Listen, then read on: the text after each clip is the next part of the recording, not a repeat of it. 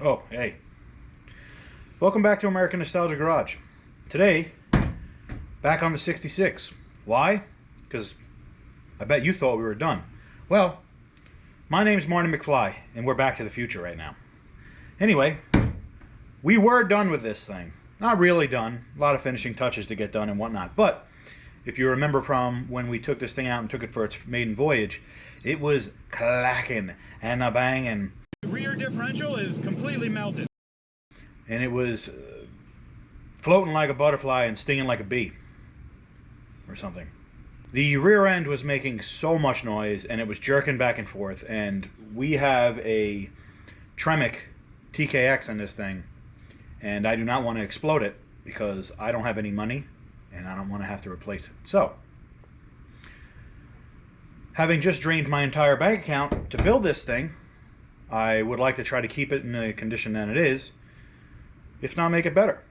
But in all seriousness, we can't drive it with the gears like that because it's going to either blow the rear end housing apart or it's going to hurt the transmission. If we're lucky, it would just split a U-joint in half. But with the 4-link work that we just did to this and the Tremec TKX in it, I don't want to hurt either of those items. So let me get this thing up in the air and show you what we're working with. Alright, so we're underneath the car. I'm going to direct your attention to keep an eye on this tire and keep an eye on this drive shaft. Now really I want you to keep an eye on the relationship between the two. Ideally, when I turn this, it should turn these things, right? I mean, you want it to. But let me show you something. I don't know if you're looking in this corner here. I don't know if you can see that other tire, but do you see how much I'm moving this drive shaft? And the wheels are barely moving. They're not even moving. They're just... That's no good. I should have played the Jaws theme song because we got bit on this one here a little bit. I think we did good on the car, but this rear end is definitely no good. But the rear end itself is fine. We'll get in there, we'll put a new set of ring and pinion in there. I'm not a ring and pinion or a rear end expert. I know a little bit about rear ends. I've been to the beach before, but these rear ends are a little more confusing than that. And I'm no professional on these. Again, I'm no professional on anything. You've heard me say that before.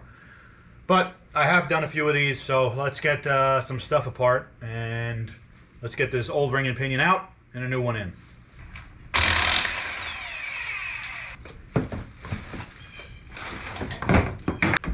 Alright, gotta get the brakes off of this thing. Once we got the rotors off, I can actually pull the axles out after I get everything loose on the rear end. So this ends up being kind of a labor-intensive job. It's not super hard, but you do kind of got to take a couple things apart.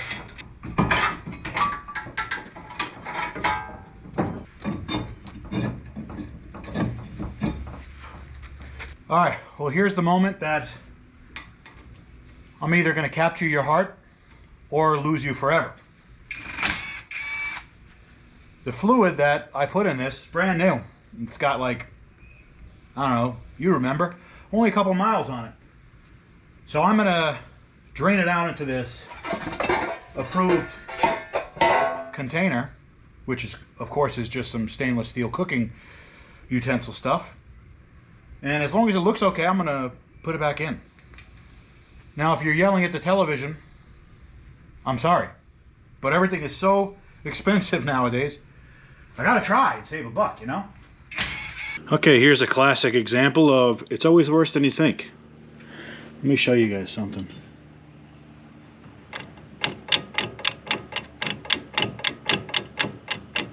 Now, I don't know if you can see that, but let me give you a different angle.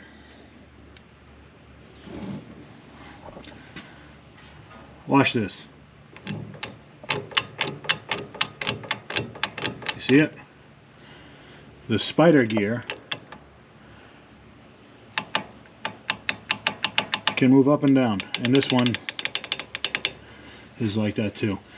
So there's supposed to be shims in this whole thing. They keep all these spider gears tight. I don't know if they're worn out or I don't really see any shims in there.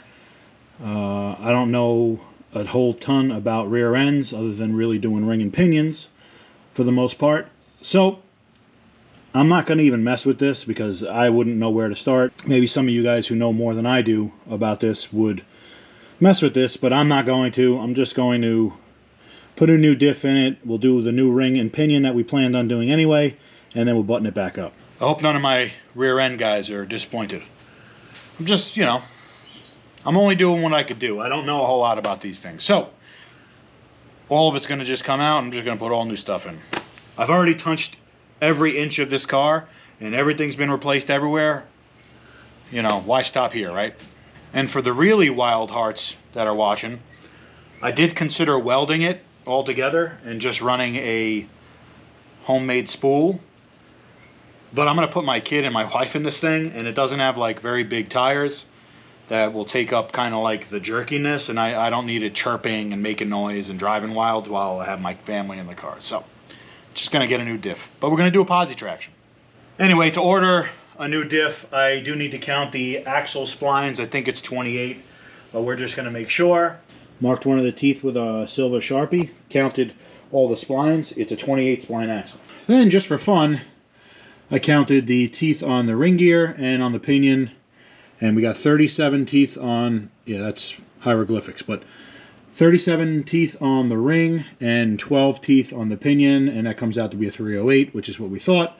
So we have a 308, and we have 28 spline axles, so we know what to order when we order this diff. All right, I got like the cross pin out.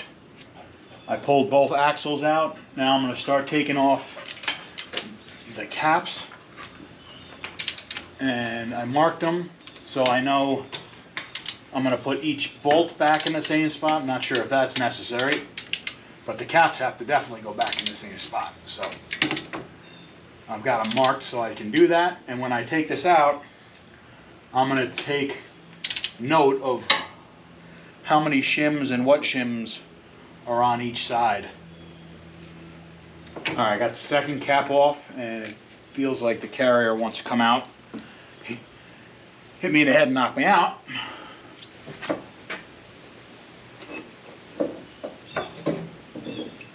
Okay. It's a boy. All right, and here we go. One shim on this side and one shim on this side. I don't know if that was a super duper coincidence or what, but whatever, at least we're taking note. Like it was meant to happen. The Amazon guy literally pulled up with my new Yukon posi traction differential just as we got the old one out. But before we put this in, let me show you the old one. I don't know how well you can see that, but these gears in here are pretty chewed up. And as we know, we had a lot of play in it. So this is going to go away. This open differential. I don't know if you can tell. But yeah, we're going to lose this open differential and we're going to gain posi traction. Like my cousin Vinny. Still got to get that pinion out. So.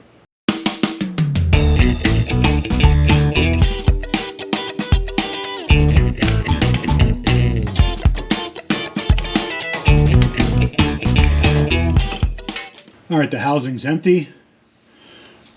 I've got a race in there I've got to punch out. And then the front bearing has come out and get a new seal.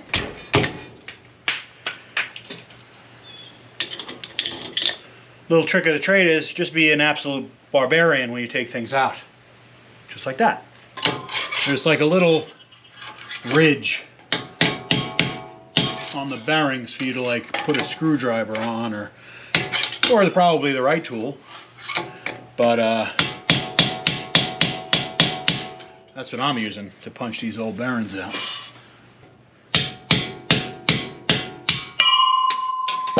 That's one. And after only 2 hours of hammering. All right, I got our pinion in this saw looking contraption. And no, I don't mean saw the tool. And I need to get that bearing off so I can use it as a checker bearing. And I want to see what shims are behind it so I can use that as a starting point only because I don't know what I'm doing. And I'm sure you can tell by looking at this. So let's hope that I don't destroy this pinion, because I need the bearing. All right, I figured it wasn't dangerous enough or sketchy enough, so I added another layer to the sketchiness, and now we're pressing into a brake drum. Did we get it? Or did we break something? I don't know if we broke something or if we got it. No, pinion's out. All right. Now let's see, did I destroy this bearing? Probably. Most of that was done to get this. Our bearing is in decent shape, and now I can use it as a checker. And this will forever be a tool now. I'll shave down the inside so I can slide it on and off the pinion nice and easy. And now I know what shim was behind it. So I'll just measure this, and I'll probably start with this size shim. All right, we're going to bang some new races in there. And then we're going to mock up our pinion, get some measurements.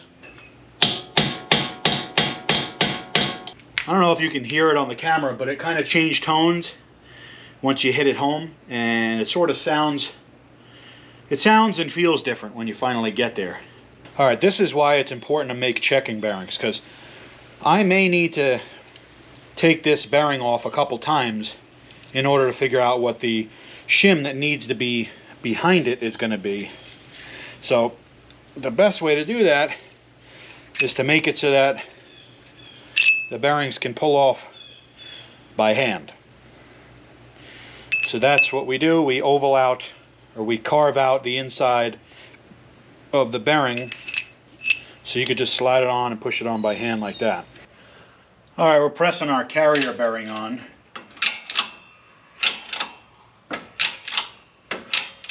These are the two bearings that go on the outsides of the differential, as you can see. And this is where the axles go through on the inside. All right, I'm all the way down. Bearing still spins, so we're good. All right, I got our gear set and our new differential mocked in here. As I said before, I am certainly no professional at anything, but what I'm really not super well versed in is doing gears. I've only done this a handful of times. What I did do is I measured the thickness, the height of the pinion head, the difference between the old gear set and the new gear set, and I added the amount of shims that the difference was between the old and the new, just to keep the pinion depth, theoretically, I think, the same. If I'm wrong, please correct me in the comments, because this, again, is not my strong suit, and I could use some learning. But I am learning by doing it, so what better way to learn something than to do it, right? Anyway, usually there would be markings on the pinion head which would give you numbers, and I have tools here that I could use. I just don't have a reference number on the pinion head because this is a Dorman set, and the Dorman set is an OEM set that doesn't have any markings on the head. So we're also using a new posi, so everything's new. So after I put the shims on the pinion head, I installed it with checker bearings, took all the slack out. Now I have our gear set and our differential in there. I'm going to paint them, and then I'm going to run them through the gears and see what the pattern looks like. All right, I gave it the full Vincent van Gogh treatment, although I did keep both of my ears.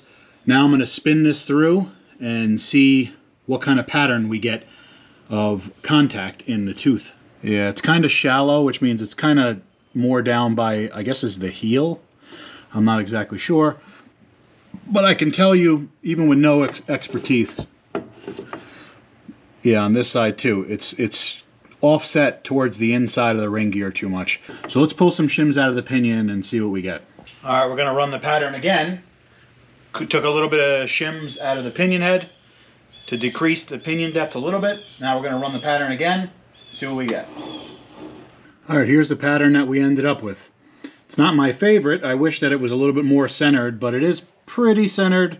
It's a little bit more towards the heel here, but this is the best I can get it. If I add another shim here, we're going to have a problem inside. The backlash I have to check. Looks to be too much, but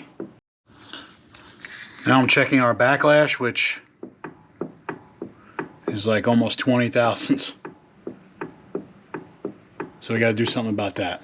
And that's going to be basically taking a shim out of this side of the carrier bearing and putting it on this side. So let's do that. All right. Now we've got like 3 thousandths.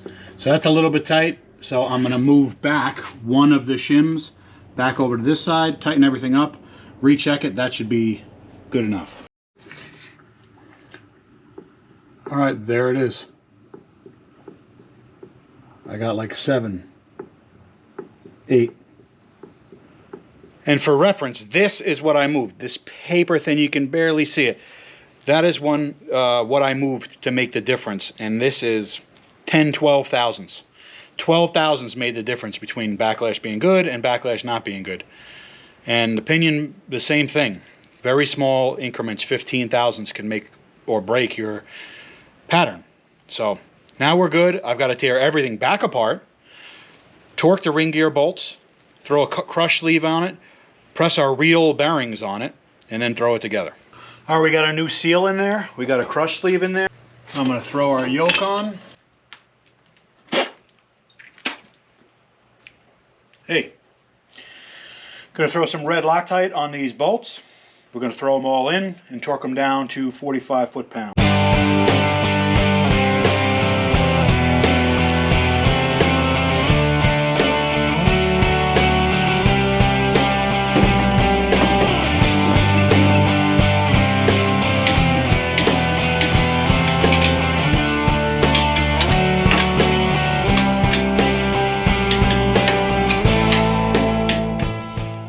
All right, we are installed, and we got a posi in there now. Let's throw the axles back on, and then we can get a cover on, throw the brakes back on, and then we're pretty much done.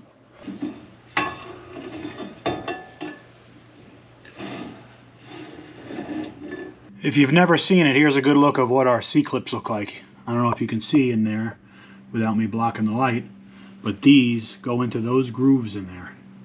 And then you pull the axle out each way and it sucks in there. So I'll show you. All right, let's see if I can get this thing to cooperate.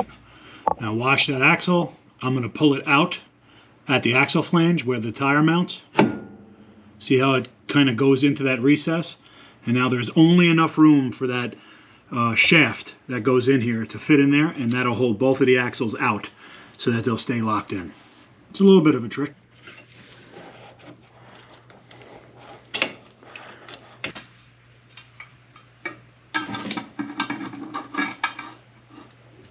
Alright, well, we got our gear set all installed. We got a pretty decent pattern, best I could kind of come up with, and we got our backlash in spec. What I'll tell you from driving it, we definitely need a pinion adjustment. We get some like driveline vibration when you kind of get into like the higher speeds and gears. Definitely in like 5th gear we get a vibration. Also, full disclosure, because you know how this channel is, we do have a whine. I don't know if you can hear it. And I don't know if it's installer error or if it has to do with buying cheap gears, but I got the pattern pretty good. I was pretty happy with it, and the backlash was perfect. So I bought the cheapest gears I could buy, and I think that might be biting me in the butt. That and probably some, you know, my install probably isn't perfect.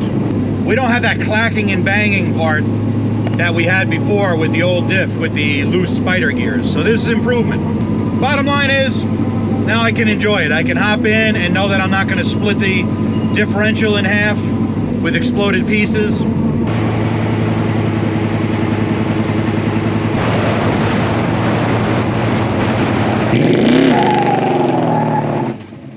You had to know that was coming. We put a posi in it. Come on, guys. And it works. Now, I did do 2 burnouts.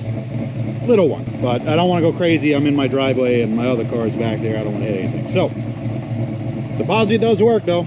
Well, gears are installed. They seem to be working. Make a little bit of noise. I'll figure that out. You know, if they end up wasting themselves, then I'll do another set of gears. And I'll get to learn again. But anyway, this thing has a posi now. New set of gears. We'll see how that works out. But just like any project car, every time you take it out, something else tells you that it needs to be fixed again, even though every single piece of this car is brand new. Okay, let me just relax. Anyway, Thank you guys for tuning in. If you made it this far, I appreciate you. Please subscribe to the channel. Helps the guy out. It doesn't cost you anything. Also, drop a like below the video if you enjoyed watching me destroy my car. Catch you guys in the next one. And as always, American Nostalgia Garage.